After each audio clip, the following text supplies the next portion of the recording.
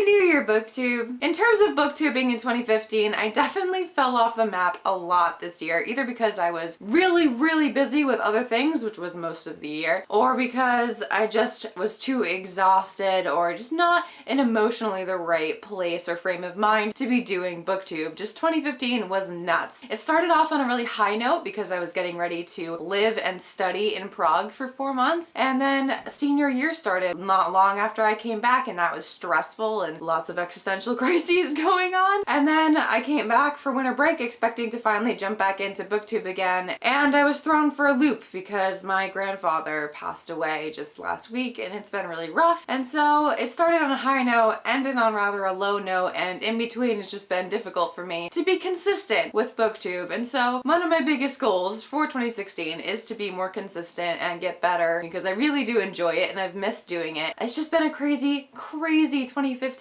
Before I can get the ball rolling for all the 2016 stuff though, I want to take a moment, just like everybody else has been doing, and reflect on what I did manage to do in 2015. Last year in my 2014 wrap up, I went through and gave myself a number of goals to try and reach for this year, and I purposefully made them very low to try and be nice to myself because I knew this year would probably be pretty all over the place, and I was definitely correct about that. I had wanted to surpass all of these goals by a lot, and I didn't do that, but I did manage to at least meet almost all of these goals, so I'll go through all of those with you very quickly. My big main goal was just to finish 30 books, and out of those 30, 2 had to be graphic novels, 2 had to be nonfiction, 5 had to be classics, and one of those classics had to be a Jane Austen, and then for every 10 books that I read, at least 1 had to be by an author that was not from the US or from the UK, because the majority of books I read are by authors from those places. And I completed all but the classics part. I did not read a single classic this year, so yeah, definitely failed that one completely. But the rest I did really well. I ended up finishing 39 books. It was so close to 40. I was trying to finish The Graveyard Book by Neil Gaiman and have that be my 40th, but I just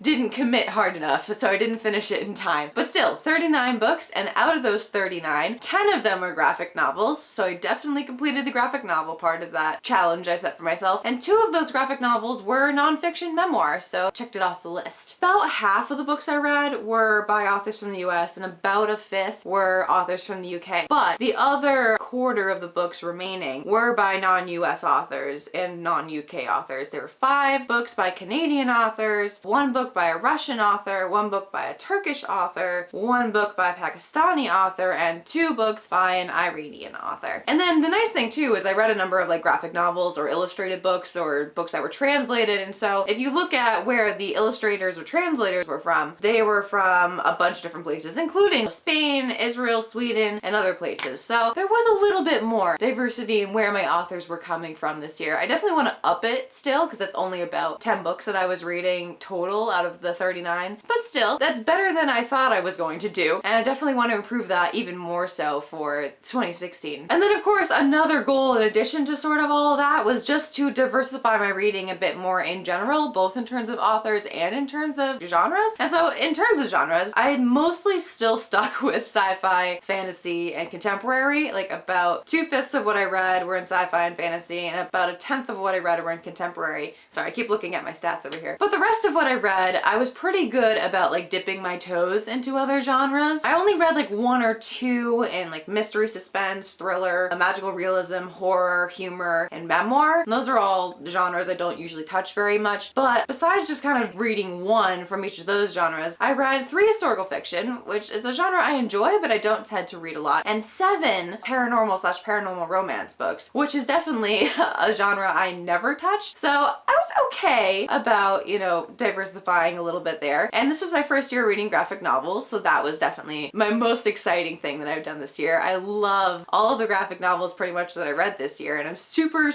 stoked to like get way more into that genre this coming year. And then it was about the same as usual in terms of like YA versus adult versus middle grade. I had about 17 out of 39 were YA and 16 out of 39 were adult. So those were about even, which is usually what happens. And then there were 5 books that were middle grade. I definitely want to improve and diversify more next year or this coming year in terms of genre, in terms of authors, etc. But I did okay. So besides my reading goals, what else did I read or accomplish this year? Well, I started 8 new series this year. I pretty much just went through and read the first book in a bunch of different series that I either had the first book on my shelf for a while or would just wanted to check it out and see if I wanted to read the series at all. And then I also completed one series, and by completed I mean got up to date, because I didn't actually, I'm really good at starting series, not as good about the follow-up and finishing them all. I think all but maybe one or two of the series I started I would like to finish at some point in the future, the ones I started this year. Yeah, I only finished or got up to date with one, and that was the Shades of London series by Maureen Johnson. But I did start and finish two things, which was pretty cool. I started and finished the Paper Gods trilogy by Amanda Sun, plus the little novella that goes with it. And I also started and finished Persepolis by Marjane Satrapi. Hopefully I said that okay. And then I only had two actual rereads this year, and neither of them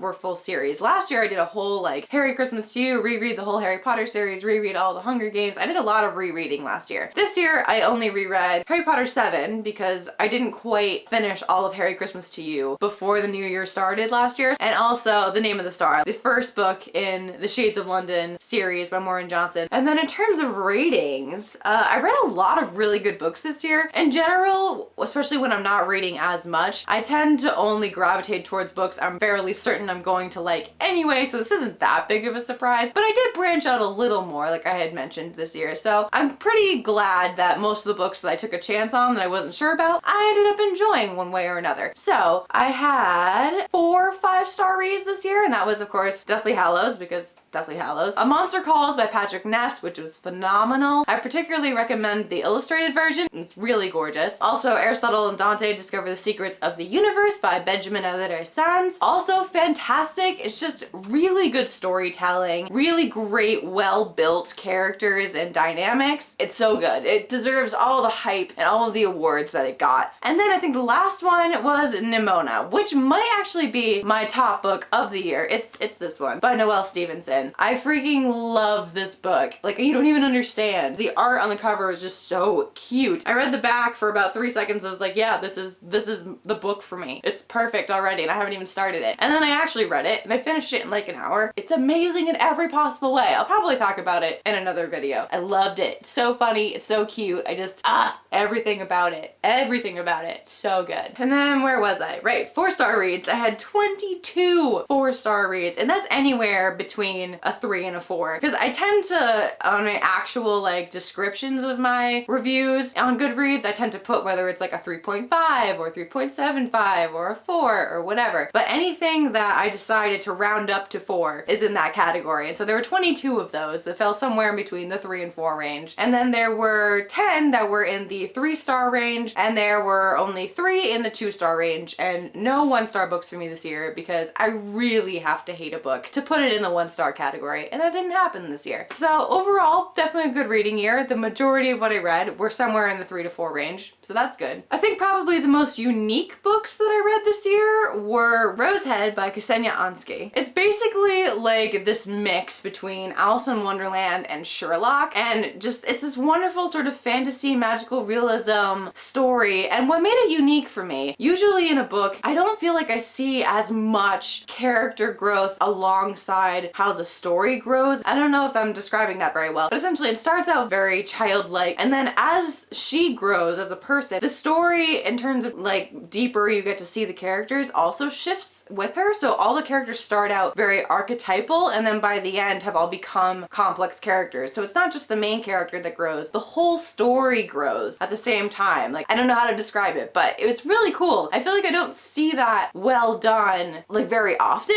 and so I thought that was really great and unique about that book, and it was just really fun. And then my other choice for that would probably be The Slow Regard of Silent Things by Patrick Rothfuss, which if you've read the Kingkiller Chronicles, you will probably know and love Ori, which is one of the characters. She lives in the university in the Underthing. It's just kind of seeing from her perspective and finally coming to an understanding of like how this girl works, right? She's a very unique character. She's a little bit off, but when you get to see things from her perspective, all of a sudden everything kind of clicks and you just like get Ori a little bit better. And I loved that. I became incredibly attached to all these inanimate objects that she fills her life with because she pretty much stays away from all people. You know, in the author's note, Patrick Rothfuss is like, oh, this is only about one character and that's crazy. Why am I doing that? But it really wasn't. Like, Ari, of course, is the main character, but all of the objects became their own characters. All of the places became their own characters, and that was just really cool. So you get to know Ari and the Underthing as a character, and that was really neat. The most thought-provoking books that I read this year were definitely Burnt Shadows by Camilla Shamsi and Persepolis by Marjane Satrapi. Both of those are by authors who are from the sort of Middle Eastern area of Pakistan and Iran, and both just had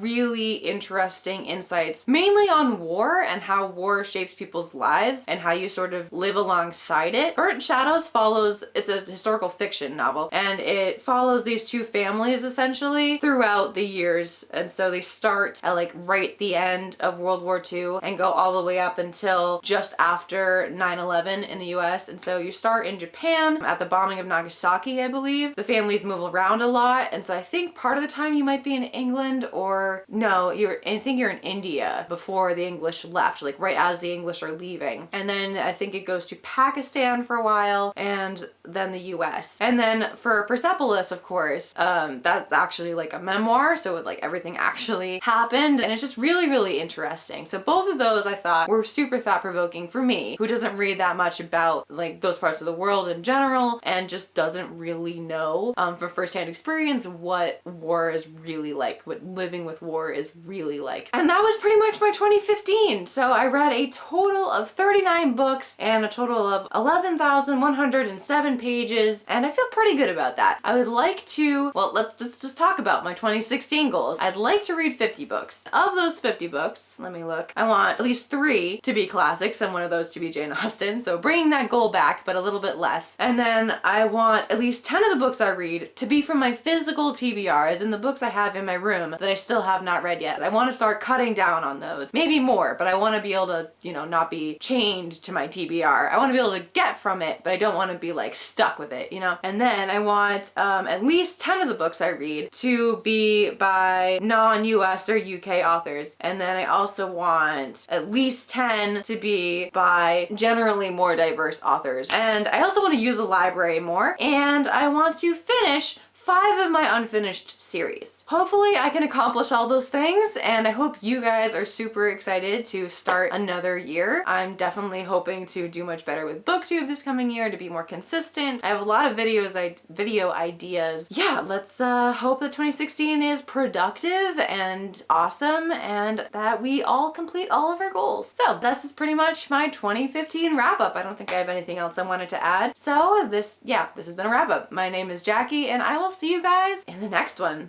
Happy 2016!